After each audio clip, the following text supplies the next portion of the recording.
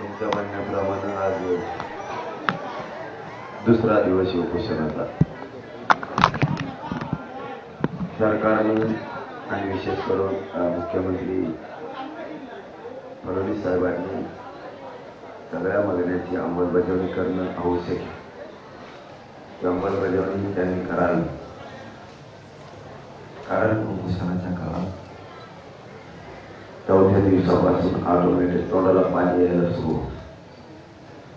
आज दुसऱ्या दिवसापासून ते सुरू झाले, कारण अगोदर 2 दिवसापासूनचा प्रवास आणि 2 दिवसापासूनचं उपोषण त्यामुळे शरीराला जास्तीचा परिणाम होतो.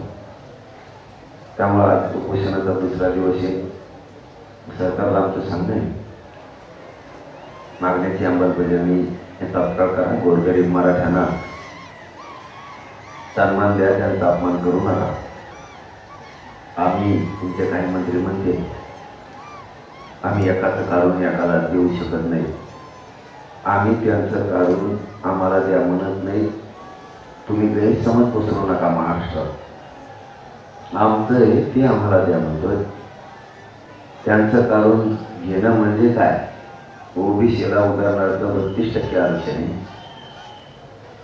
त्यांच्यातलं 20% आम्ही काढून घेणं, मग त्याला काढून घेणं म्हणजे तर त्यांना 10% ठेवणं. याला काढून घेणं म्हणजे मंत्री संभ्रम निर्माण करते. आम्ही 32% ओबीसी आरक्षणाचं 20% मराठ्याला काढून द्या ओबीसीचं असं म्हणत नाही. 10% ओबीसी आरक्षण 32% ओबीसीला ठेवा असं आम्ही म्हणत नाही. आम्ही म्हणतोय आमच्या ज्या नोंदी आहेत त्या ओबीसी आरक्षणात ठेवा. आम्ही ओबीसीतच आहेत. मराठा आणि कुणबी हा एकच आहे. हे आमचं म्हणणं आहे. हे सरकारला समजून घ्या, संभ्रम निर्माण करू नका आणि राज्य अस्थिर करण्याचं काम मंत्र्यांकडून होऊ नये ही अपेक्षा. तुमचा दुसरा प्रश्न होता की पोरांच्या बाबतीत. पोरांना माझी सगळ्या विनंती आहे, तुमच्या गाड्या पोलिसांनी दिलेल्या पार्किंगमध्ये लावा. पोलिसांना कोण बोलतोय कशाला? पत्रकार परिषद झाली तरी बोलतोय. तो केवढ्यालाच आलेला का फक्त? काय करायचंय काय नाही करायचं हे असे पक्षाने पाठवलेले असते. त्यांना काय देणं घेणं नाही. काय सांगितलंय काय करायचं.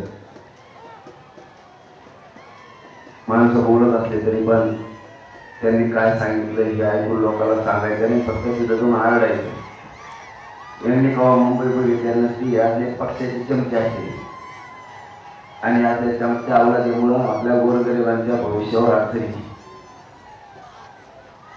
कारण याला कधी समाज बाप नाही मानला तो वाटला, याला नेतेच बाप वाटले खाली. म्हणून आमच्यासारख्या 7 करोड गरीब मराठीचं वाटलं झालं.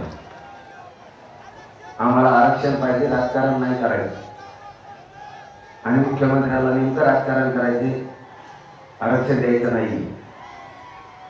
ज्या ज्या स्पॉटवर पोरं असतील त्यांना विनंती आहे, संयम धरा, वाट बघू आपण. शांत राहा, आपण वाट बघू. आता isakal.com आहे देशातील नंबर 1 ची मराठी न्यूज वेबसाईट. प्रत्येक अपडेटसाठी isakal.com ला नक्की भेट द्या.